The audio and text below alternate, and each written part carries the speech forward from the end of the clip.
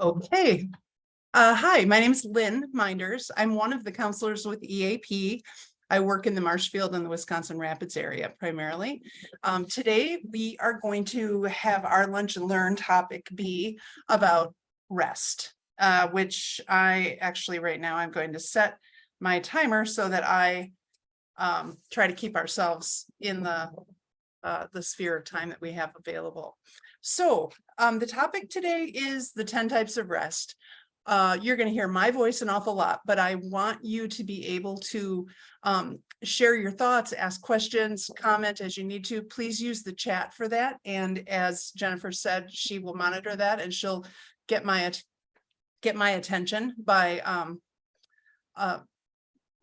a nice interruption, and we'll go in a different direction if we need to, based on what you're wanting to talk about. So here we go. Why is this not advancing? Let's see. There we go. I gotta go back. Okay, so here are our objectives. What is rest, right? That's a foreign word for some of us. How in the world can we get some? How do the different kinds of rest benefit us? And what are some of the ways that we can actually practice rest? Obviously, to start with, sleep. We all need it, right? It's absolutely a vital human function. Many of us do not get enough.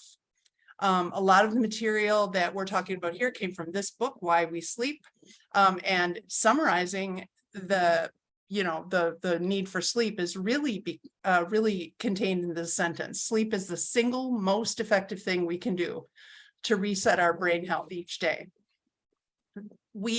I think all maybe have some awareness of how important sleep is, but we often discard our sleep. We often lose our sleep. We often get our sleep interrupted. We often don't put as much of a priority on our sleep just because of all the different kinds of ways that life can interfere. But this is what's going on when we actually sleep well, right? When we actually sleep well, there are all different kinds of processes that our brain does to take care of us. So I'm not going to go into the science of it because I can't really explain that, but I think the bottom line here is really important.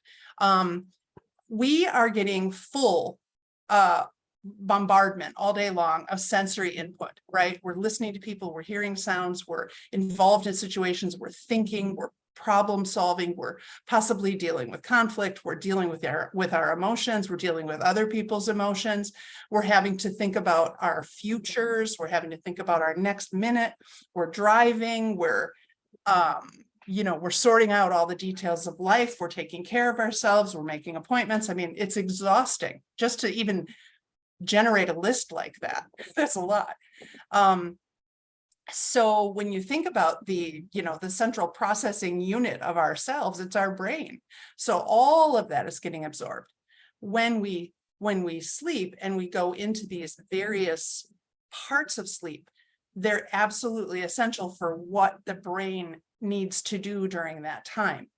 And so if we don't get the right amount of sleep, our brain can't go into these different sections, and therefore there are things that will not be processed, not be taken care of correctly, and then we will feel that in our day-to-day life. Like, here are the benefits. When we sleep well, our brain is able to do all of the processes that it's meant to do. We end up with our memory being better. We end up with improved proficiency in what we want to do. Our body responds correctly and efficiently to the tasks that we do. So we have better muscle memory. We remember how to do things without even having to think about it too much. And it improves our creativity. And I don't mean creativity just in terms of art, although we are going to talk about like artistic creativity and things like that later, but creativity in terms of problem solving or sorting through the parts of the day that put demands on us. Sometimes when we're suffering from a lack of sleep, we don't have the bandwidth at all to kind of think our way out of out of a problem that normally wouldn't even be a big deal, but it can be a big deal if we're sleep deprived. Rapid eye movement, REM sleep, is when we dream. Now, a lot of people say, oh, I never dream. We all do if we get into the REM sleep mode. We don't all remember our dreams. But the purpose of that part of sleep is really important. It helps us process painful experiences. It helps us learn about refined ways of really understanding other people's facial expressions. Like it enhances that ability. It improves problem solving and creativity. And if we have sleep deprivation, then obviously we're going to have problems with our memory. We're going to have problems with our focus and our concentration. We definitely have problems managing our emotions or kind of deciding on responses rather than just reactions. And sleep deprivation has apparently also been shown to play a role in mental illness. I don't know, I can't speak specifically to that, but that comes from this book that we're reporting on here. Sleep deprivation also just harms our body. Studies have shown that lifespans are impacted. It impacts all the systems in our body, including cardiovascular and our metabolism and our immunity. And there's more and more and more being learned about this all the time. It also can, if we don't get enough sleep, or if we have a condition that impairs us from getting enough sleep, it can really mess with our life. It can, things like sleepwalking or insomnia, which we're going to talk about a little bit more, or narcolepsy, where people suddenly fall asleep. These are things that are very, very serious, and they really impact a person's life. There's a famous guy named Mike Birbiglia that some of you may have heard of, and he has a specific sleep disorder that it involves sleepwalking, but it's very dangerous for him. He learned about it when he walked out of a hotel window and landed on the ground and was injured. So he has this whole protocol he has to go through at night to kind of tuck himself into a sort of a sleeping bag kind of thing that keeps him from being able to walk while he's asleep, because it's so dangerous for him. So that's just one example, but he tells an interesting story about it if you'd ever like to look him up. How do we help ourselves get better sleep? It is advised that we shut down our technology at least an hour before we go to sleep. A lot of us sleep with our phones, right? So that makes it even harder to disengage and give the brain a break and an orientation toward, okay, I'm getting ready for sleep in the next hour. We're really advised to put a stop to that at least an hour before we do want to sleep. We should keep our bedroom nice and cool and dark. Taking a hot bath can help, or even just warming your hands and feet, because it changes it recirculates your blood flow in a way that reduces your core body temperature, because we sleep better when we're cool. It's also recommended that we don't consume alcohol close to bedtime. So many people say that they like to have a drink before bed because it relaxes them. And in some ways that is true. And you can feel that effect in the short term, but it does disturb your sleep. And often if you drink before bed, you'll wake up in the night, and it'll interfere with your ability to get to REM sleep, which is that sleep where so much of the important processing is happening and the dreams are happening. So it's really important to curb the use of alcohol right around bedtime, and probably overall, anyway, because that's another training, I guess, that we could do. And then we have to think about the work schedule. Not everybody is guaranteed a job that's from 9 to 5, right? A lot of people are working swing shifts. A lot of people are working second or third shift, which, promotes a whole different kind of sleep need. A lot of people are working jobs that are longer than that. Like, if you think about rescue and firefighters and, people in jobs like that or people who are on call, you're not in those jobs guaranteed a full night of sleep or a full day of sleep. And for some people that can be impacting them in such a way that it does actually become a question of whether they can, stay in that role for that reason.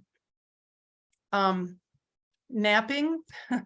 I learned about napping. I had a great example for napping in my life because my mom was an at-home mom for many years when I was young.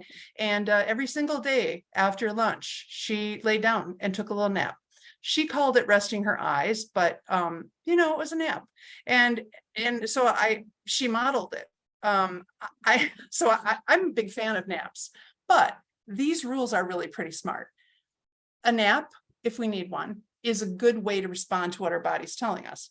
But we should try not to let a nap turn into an excessive amount of time, because when you wake up from a long, long nap, you are more likely to feel groggy, kind of out of it. You kind of have to restart your whole day. Your energy is weird, and it can interrupt your night's sleep later. We should also try to do the nap if we're going to take a nap early enough in the day, like really early in the afternoon. If you nap after 3, and you want to have kind of like what a normal bedtime might be around 10 or 11, or 9 even. I mean, that's the range that most people try to orient toward bed if they have a usual schedule.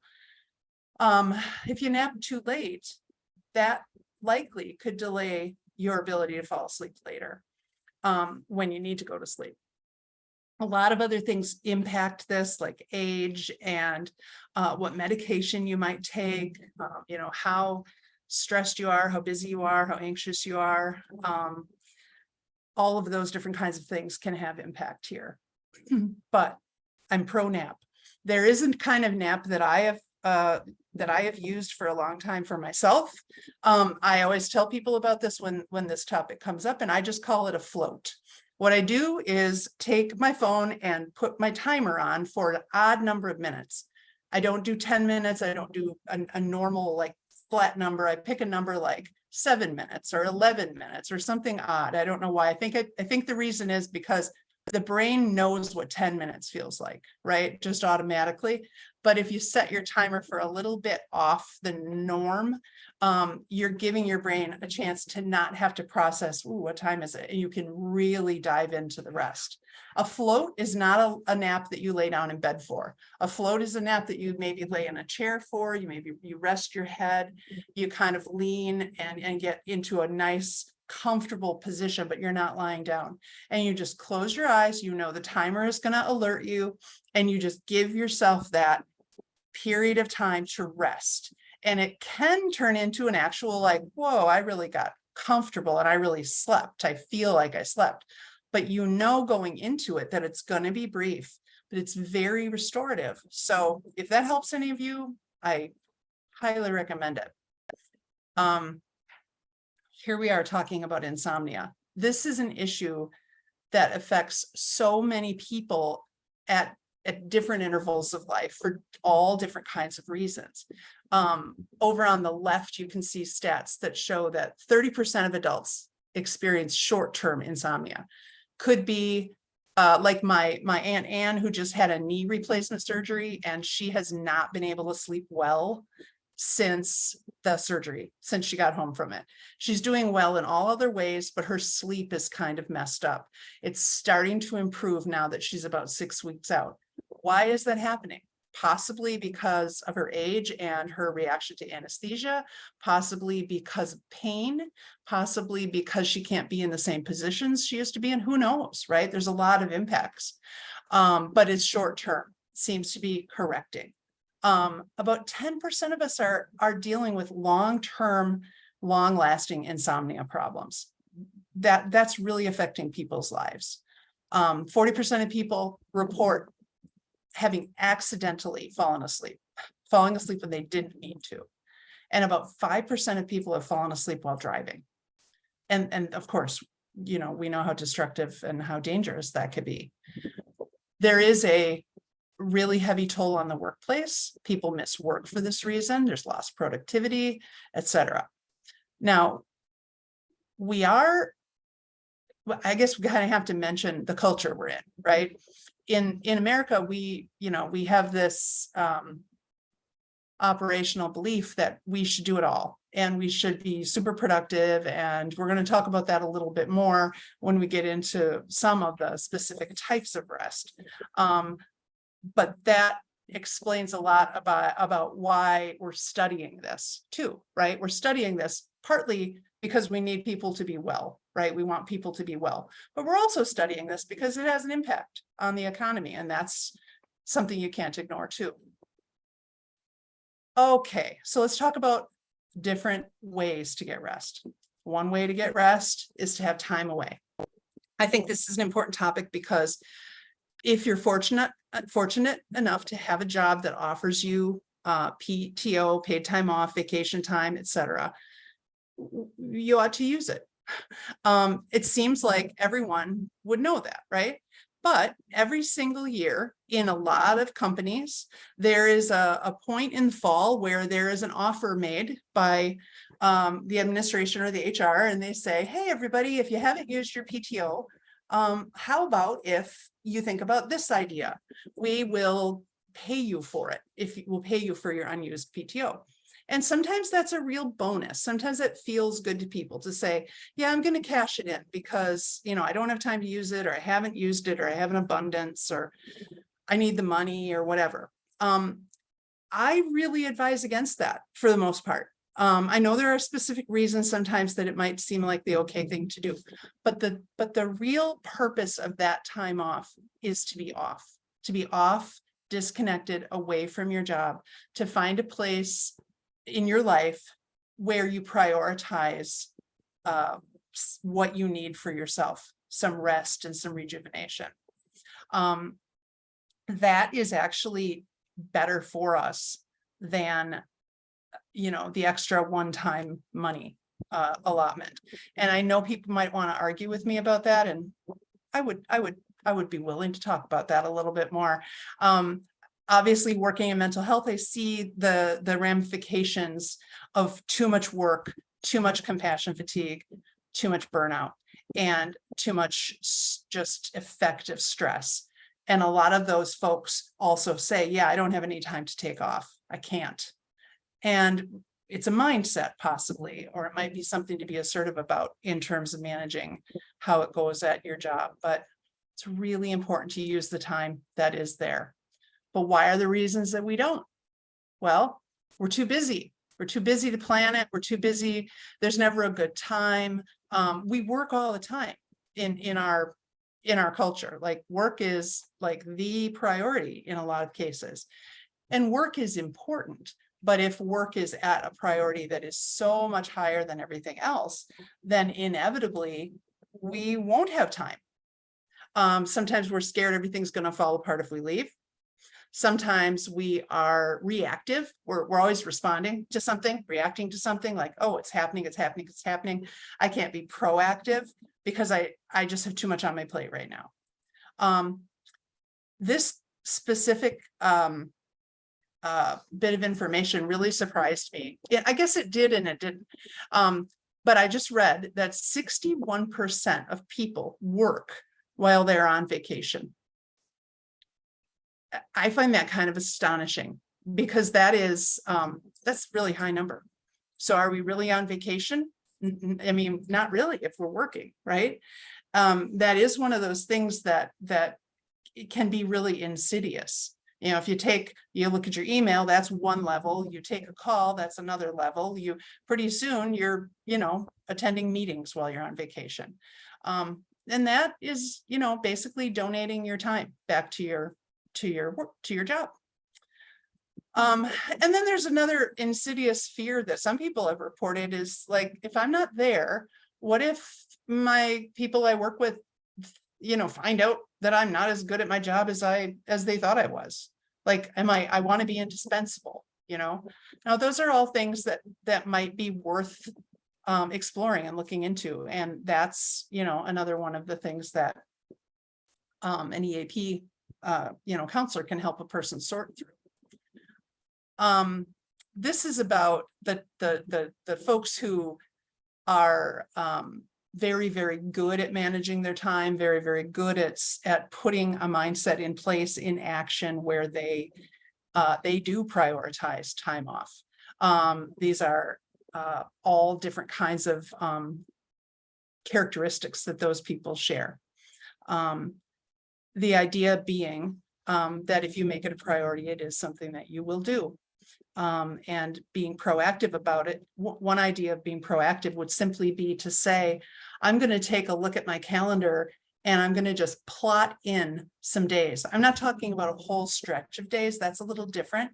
But if I just plot in a day here and there to make a long weekend, or I just want to say, hey, I'm going to take a day off in the middle of the week sometime, we don't have to know what we're going to do with that day, but we claim it as, hey, that's our day. And then we can look forward to and anticipate, like, hey, I do have that one day off. What do I want to do with it? Right? Maybe I have a place that I've always wanted to go. Maybe I need I need time for a project at home. It's like we can fill in the time off. We can claim the time off and we can fill in the blanks later about how we're going to use it. This is a sobering number too. 90,000 hours of our life is spent at work. For most of us, that's a third to half of the day, of every day spent working, every work day, a third to half of it. So obviously we need to be hopefully choosing jobs or staying at jobs that are fulfilling, that are worth it, that give us rewards. And sometimes the rewards do have to be more than the paycheck, right? A lot of people who stay in a job long term because the pay is good or because the benefits are really good, will report feeling very depleted by the job. And sometimes the word trapped is used. And that's a really discouraging emotional place to be. Life is too short and work is too long to do a job that you hate. Be not helpful. This is the page with all those kind of like advice, quips and cliches that we all know, right? They become cliche because we've heard them before. Put on your own oxygen mask before helping others. We all know that. We all know you can't pour from an empty cup. And yet in practice, so many of us have areas around this that we could, improve on for ourselves. It is absolutely true that it is not selfish to put yourself first in these ways, but it is very, very hard. It is okay to not do everything yourself. It is completely fine to delegate or to say, I am unable to do all of that. Would you help me? It does not necessarily translate into how good of a person you are, right?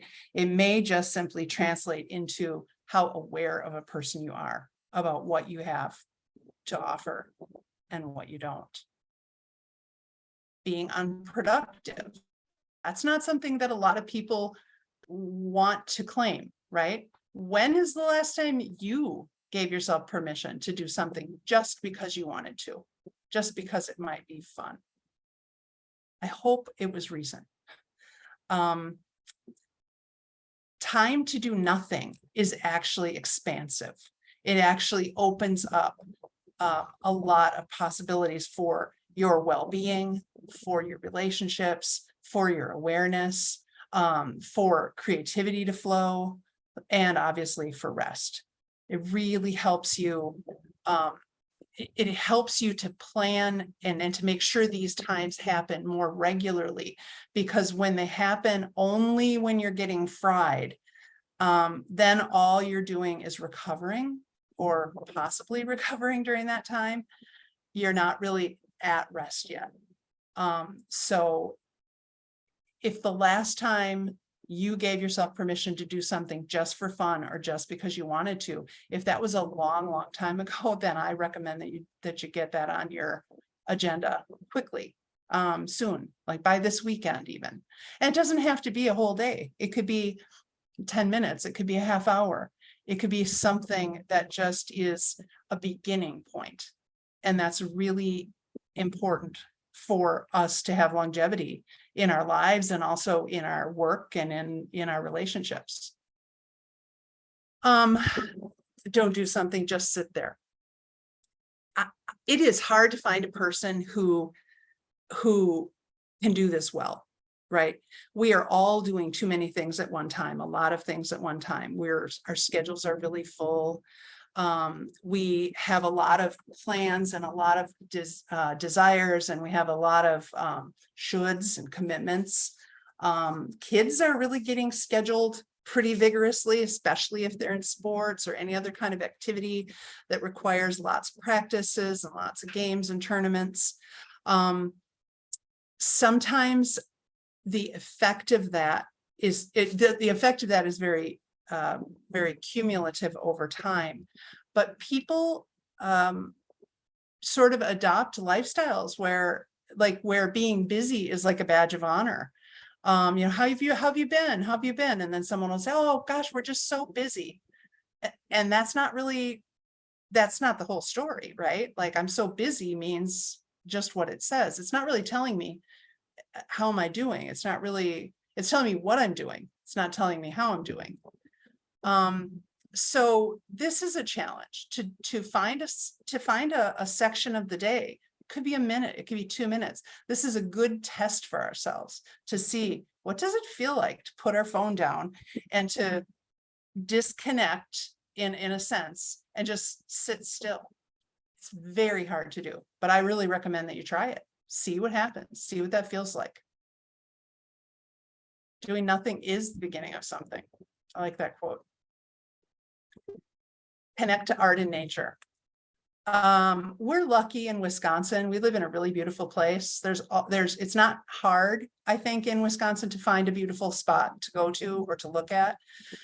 Most things are within a walk or a drive from where we are. A lot of parks, a lot of natural beauty. You don't have to spend a lot of time there to get the benefit, right? Also, if you have a yard, or if you even have even if you have a balcony, if you have a plant, some flowers blooming, in the winter, which is not my favorite season, there's a lot of beauty out in nature as well. And you can get into nature in a really full-hearted way, or you can simply observe. There are a lot of different ways to kind of allow your senses to come alive with being surrounded by plants and, the different weather phenomenon and the things that are blooming and animals and that kind of thing. We also have a lot of options for museums and art displays. Some cities have a lot of attention placed on public art. And those things, they're all there for us to enjoy. We don't have to study them. We don't have to spend an hour investigating it, but just to notice is really important. I'm a big fan of botanical gardens. I will endorse that idea forever because they are so peaceful and interesting and really visually pleasing. And usually there's a little surprise in a botanical garden that you just had no idea. Like, you had no idea a flower could look like that, or a tree could drape itself in such a way that if you go through the branches, you can see there's this whole little secret space in there. I spend a lot of time doing things like that, so I guess I'm speaking from my own heart in that one. Creating art doesn't have to be formal. It could be something very informal, like coloring with your kids. It could be getting out the sidewalk chalk. It could be designing your kitchen to fit what you need it to be. right? Just like, I don't want that cabinet to hold that particular item. It would be better if it held this particular item. So I'm going to do it the way I want because it's mine, right? And I get to make those decisions. That can be an artistic display for you as well, because you're creating something that means something to you. Here are a whole bunch of the reasons why being outdoors really helps us. Vitamin D comes to us through the sun, right? That's the best way to get it in our systems, and it's renewable. It doesn't store in the body. We have to keep getting it. Natural light helps our sleep schedule. It helps our brain, right? Our brain gets to set its attention on other things besides words and images all day long. Our stress hormone levels are regulated by being outdoors. Fresh air helps our blood pressure. Physical activity, we all know, is really helpful. Smells of nature, even the ones that we think might be unpleasant, are actually good for us. Solitude. Now, this is another one that's very hard for a lot of us to find. Some people have to leave home to find solitude. Some people need to go on a retreat to find solitude. Some people find solitude in church. Some people find solitude late at night after everybody finally went to bed. It's like, oh, finally, this is my time of the night. There's a whole phenomenon that has been getting publicized lately called revenge bedtime procrastination. Sounds terrible, doesn't it? But a lot of us are doing it. It's where the house quiets down and all of it, everyone's needs have been met. And now we're sitting awake later, looking at the TV, on our phones, reading, whatever, but we're losing sleep because that's the only time of the day that we can get what we're craving, which is a little time to ourselves. This list has a lot of different ways to offer yourself a chance to get some solitude. And for some people, this is very hard. Some people don't like the feeling of so much alone or so much silence. And I don't want you to be in a situation where you're making your life more uncomfortable, but it's worth checking out to see, because there are some really good benefits to that. Delegating, we all know what that means. You know, let's not always be the one who has to do everything, right? We can give other people jobs. We can give ourselves permission to let go of the responsibilities. There are a lot of ways that can happen in family life. There are a lot of ways that can happen at work. But a lot of the time, even if we do take action in that direction, sometimes in our mind, we're still holding on to the idea that we have to be in control of things. And that is a burden that we're carrying then. And it's just better for us to be able to recognize that we are not responsible for the correct running of every single thing in our lives and everyone else's life. That other people can share the load and have responsibility. I like this graphic because it really does talk about things in a way that we can understand, right? We all hold these devices in our hand all the time, but what if that device really had the buttons that controlled these things? These are the things we can control. I can control my attitude, how I think about things. I can control what I do. I can control my own behavior. I can control what I put in my mouth. I can control which social media influencers or contributors and content creators I follow. I can control who I unfollow. That's true in terms of friends and relatives as well. You don't have to say yes to every friend request. Hopefully you don't.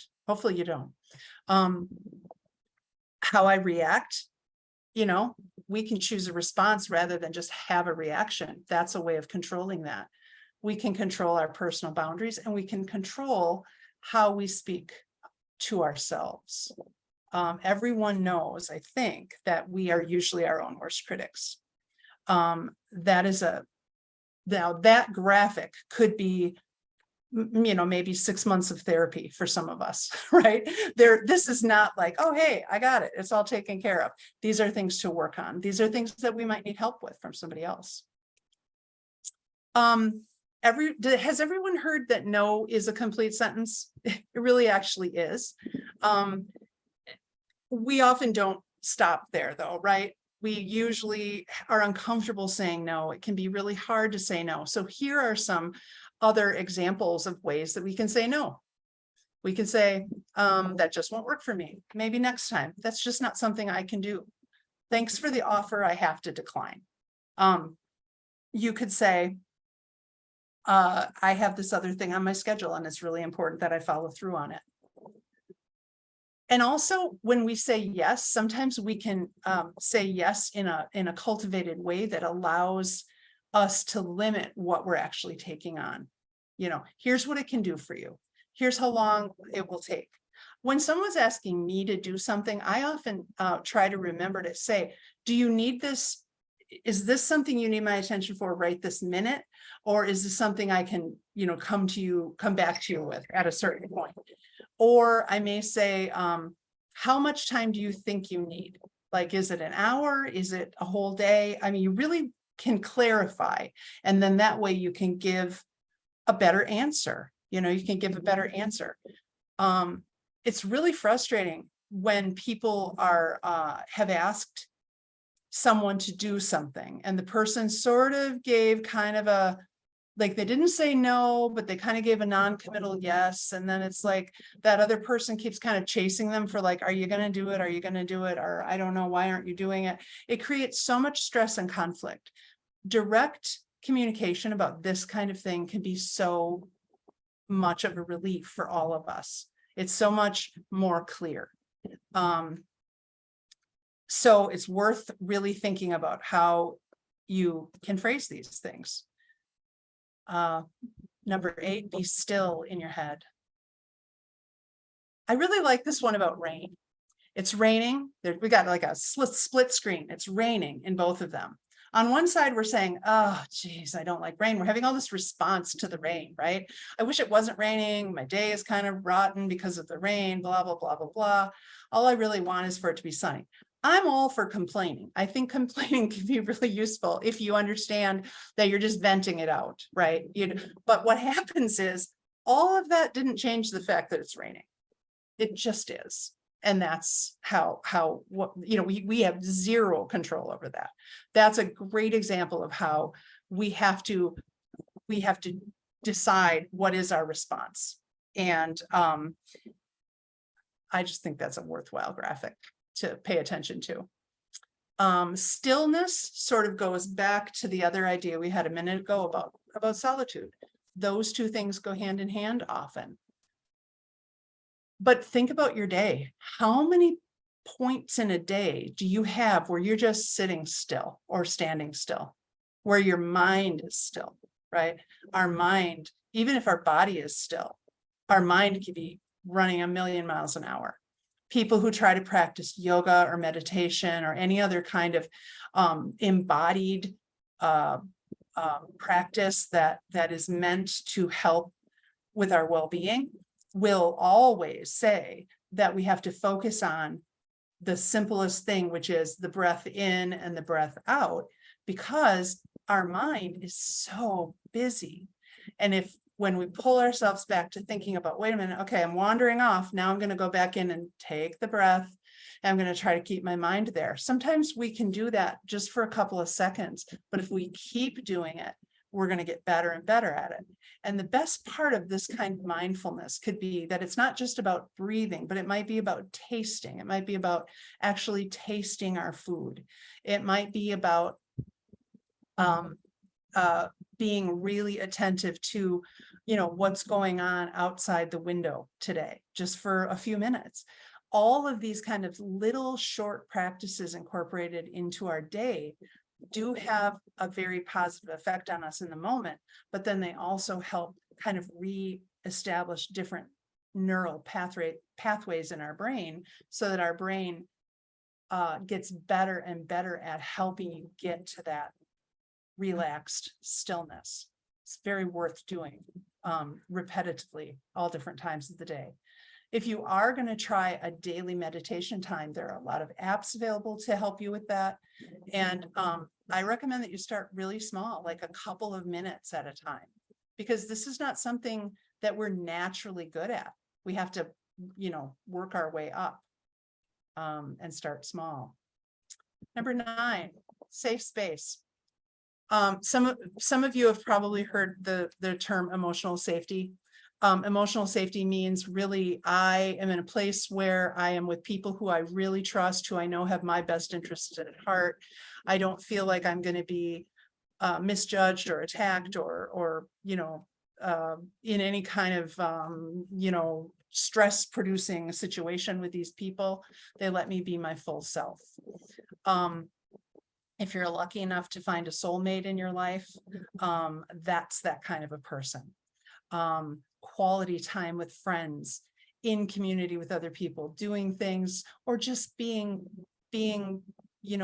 not busy with people is so much of a vital part of our lives. Staying home. Now, this has some ideas about things to do when you're at home. They're not all things that we're all going to want to do, right? Sometimes they are. Sometimes this kind of thing in terms of resting away from work, but not really resting, like, hey, I feel so good because I got that project taken care of, or I got some gardening. I do a lot of gardening. So this year, I felt really accomplished when I finally got this one new area planted and mulched. That felt good, but it sure as heck wasn't restful. It does provide rest now, though, as I look at what's growing. So sometimes you invest in those kind of like heavy duty projects because it is worthwhile and you really want it to be there for you long term. So there are a lot of good ideas here about ways to use your home time and to really use home as like a safe space for you, like a really comfortable, meaningful refuge. That's really what our homes should offer. And here we are at the end. That felt like a blitz of time. That little baby looks so comfortable, and so does its parent. Just, doing the restful thing. EAP is here for you and for your family members. The number and the email and the website are listed on this page for you to take note of. I really encourage you to use EAP if you find yourself dealing with stress, dealing with circumstances, dealing with things that could be helped by having a compassionate listener. And we're all available via some in-person appointments and some virtual appointments, however you want to do it. I really encourage you to look into that if you feel the need, or recommend it to someone that you care about. Thanks for listening. And I'll see, Jen, if there's anything in the chat that we need to pay attention to before we end. Nope, we're doing good. Everybody's just saying thank you and how much they appreciate it. Okay, great. It was nice that you all came. Thank you so much.